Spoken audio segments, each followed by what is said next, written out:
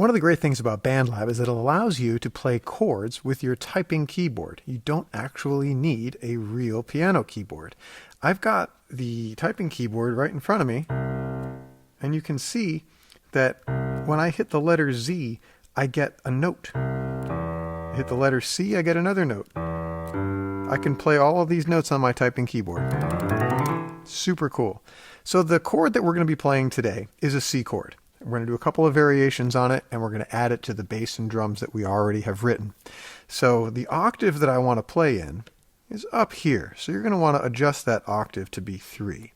Then go to the letter Z, the letter C, and the letter B. Those 3 notes are going to make a C major chord. This is C, D, E, F, and G. Don't let the typing letter names confuse you. The actual note name of that key on the piano is C. You trigger it with the key Z on your keyboard. Don't let that confuse you. All right, so I've got that chord. I'm going to play all those notes at the same time. To record this, I'm going to go up to the top here and turn on my metronome, and I'm just going to hit record.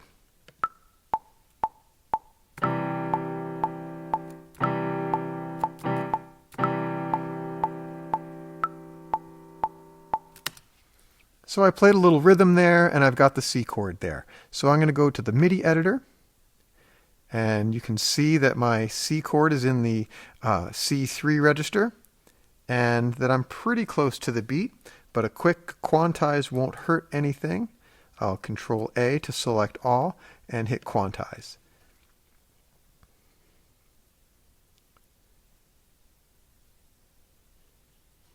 Now, I'm going to add another instrument. I'm going to go to Add Track, Instruments, and I'm going to choose a bass instrument.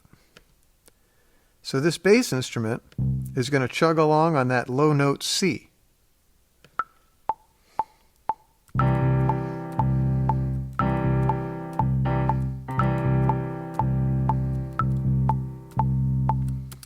So I played a little pattern down there on my bass, and now I'm going to add some drums. Add a track. I'm going to keep this simple, and I'm going to add a drum machine. There.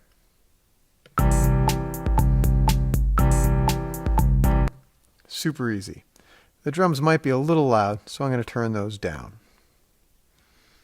Now, the fun part. I'm going to play the piano again, but I'm going to use suspensions. Here's how this works. I'm going to go back to this Z, C, and B keys and put it in the right octave. Maybe I'll go a little higher this time. There.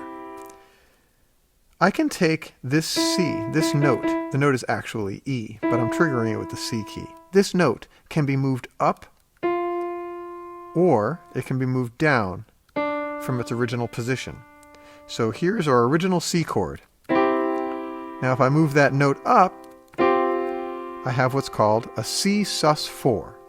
The reason it's called sus4 is because this note is 4 notes away from this note. 1, 2, 3, 4.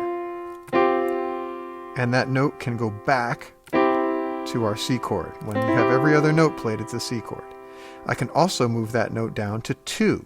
If this is 3, this is 2.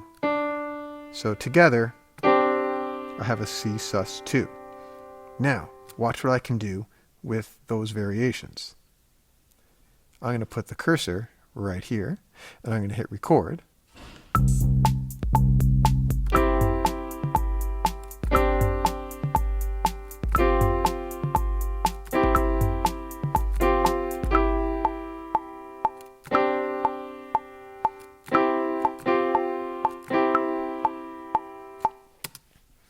And I could go on and on and on, adding suspensions and other little tricks to that piano part.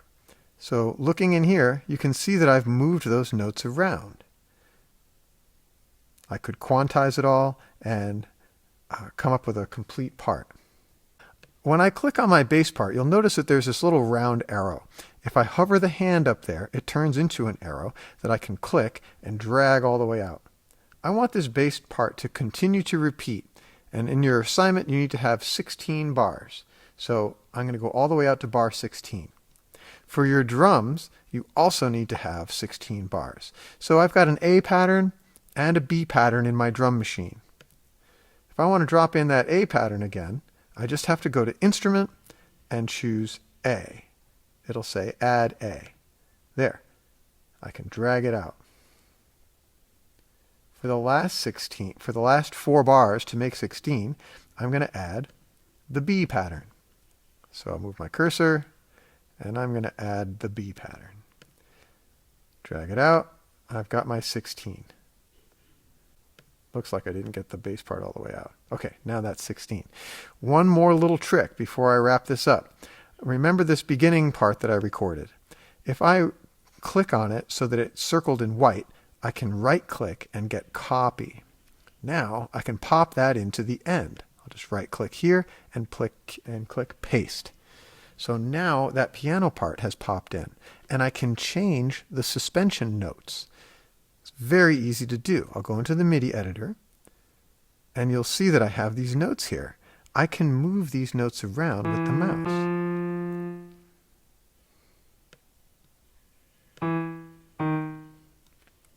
Remember, you only want to move the middle note. You don't want to be moving the outside note or the inside note. You can move them with the mouse, or you can click on it and use the arrow keys. Either one of them is fine. So my whole project is now complete. I've got 16 bars. I've got lots of variations going on in the piano part with the chord variations. I've got a steady bass sound going on throughout the whole thing, and I've got drums. So I'm going to click Save. I'm going to give it a title. Click Save again. Then I'm going to go to the library, and I'm going to share. Copy that link and submit that to Google Classroom, and you'll be done. All right, have fun with your Chords project.